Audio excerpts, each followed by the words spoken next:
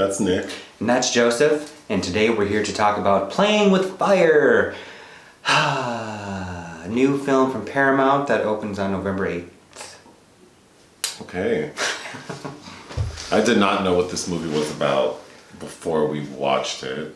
I assumed it was I knew it was a comedy from the poster. Mm-hmm. I didn't realize it was like a kid's movie. Okay, I don't know that it's children's film. I know that this film is not for me, or meaning I'm not the intended audience for this film, I feel.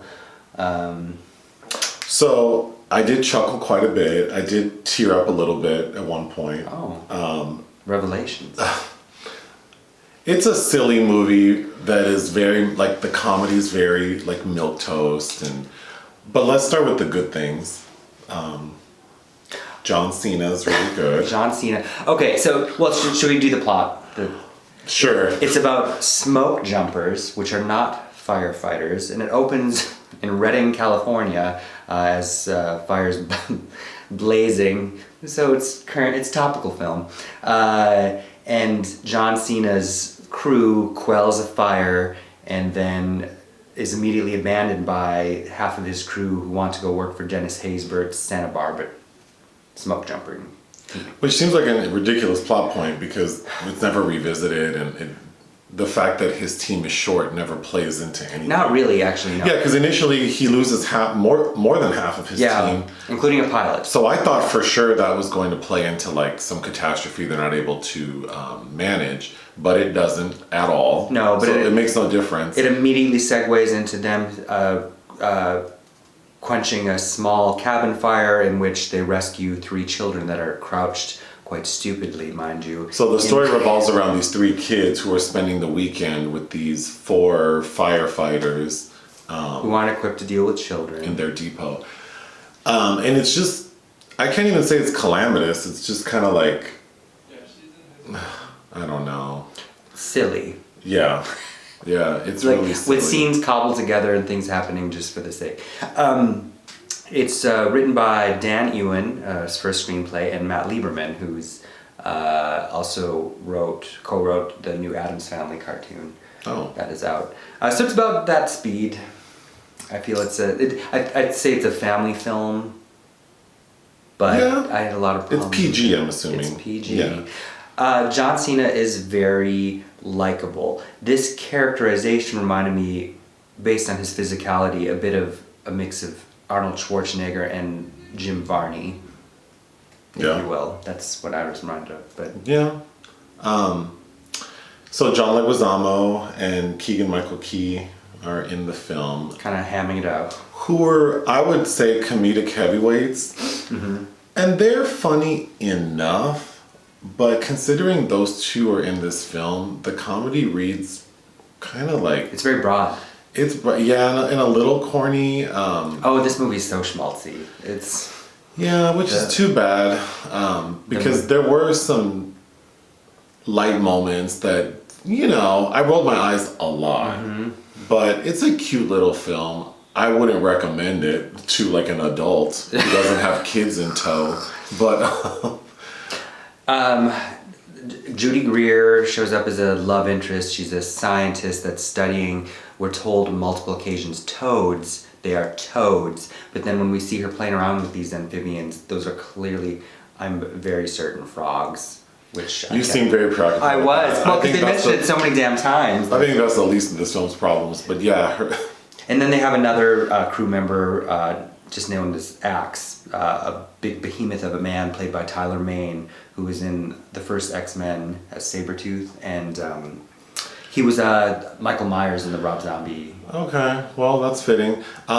So I think what really bothered me about this film, besides the corny comedy, are the children. So the film does revolve around these 3 kids who the fire jumpers, or what are they called? Smoke jumpers save. And then obviously they have to report this to Child Protective Services, but they decide to... Well, no, there's a whole thing. The children lie to them and say that their parents are somewhere. Right. So that's what I was going to say. So yeah, it's so stupid. So the oldest girl... Played by Brianna Hildebrand, who's in Deadpool. So she's supposed to be like underage. So like I'm assuming, but she can drive. So let's just say she's 16. I think she looks like she's 42. Well, that hairstyle. Oh, she's the most elderly looking teenager I've ever seen in a movie. But she is like taking care of her brother and sister who are 2 years old and maybe like 8 or 9, her brother. So the little girl's 2, the brother's like 8 or 9, and then it's her. They are rescued from their cabin being burned to the ground.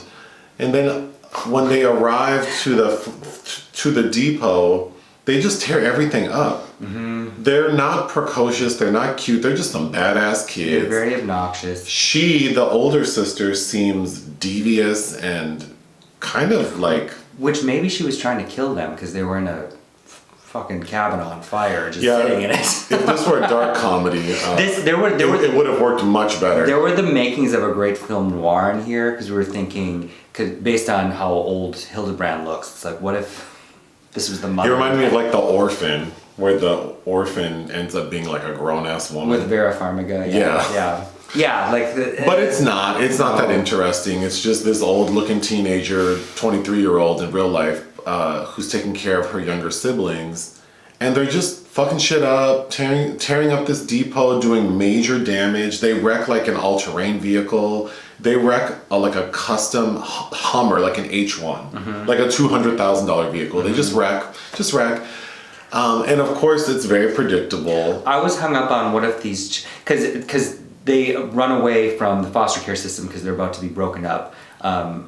But based on their actions, I couldn't help but think what a different film this would have felt if those children were black than these little white kids that are destroying all this property and the attitudes towards them by these smoke jumpers. But yeah, these are some badass kids, and I don't know.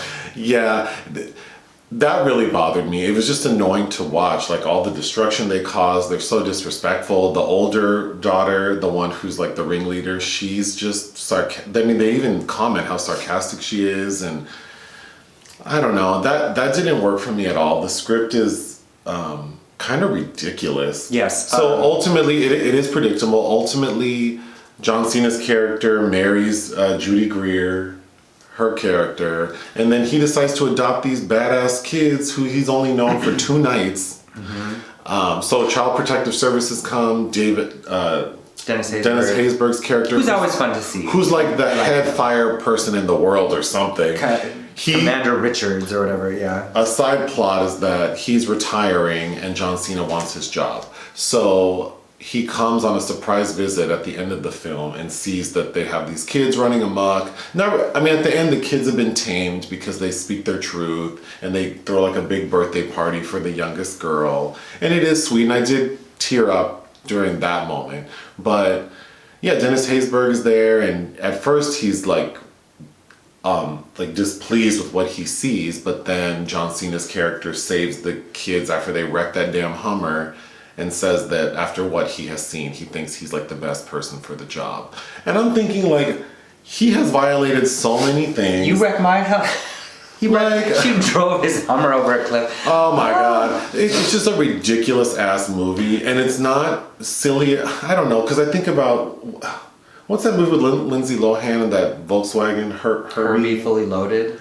I feel like movies which like... is a revamp of an old yes. Disney series, but yeah. Films like that are ridiculous, and they kind of are fun and silly enough that they're palatable, but this just seems dumb. It was just so dumb. So the only good thing is John Cena, and... It was directed by Andy Fickman, who has given us gems like Race to Witch Mountain, Paul Blart 2, Parental Guidance, which was kind of a misfire with Bette Midler, and You Again, which at least gives us some wacky Sigourney Weaver to appreciate. But yeah, I think this film is very much in his oeuvre, I'd say. But it does make me want to see more like comedic stuff from John Cena. He's in the movie Cock Blockers. Yeah, he was funny in that. Yeah, I like him, and he's good in this film for what he was given to do. But there are some scenes where it's awkward. Like he has to play Glenn Fry. The Heat Is On. The Heat Is On at the piano, and he's like lip syncing.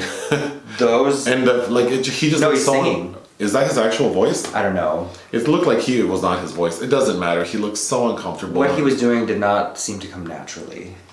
No, and I think part of why Arnold Schwarzenegger works well as a comedic actor sometimes is that he still takes him. He doesn't allow himself to look ridiculous. Yeah. And I think John Cena needs to learn how to tell these motherfuckers to not let him do this nonsense because.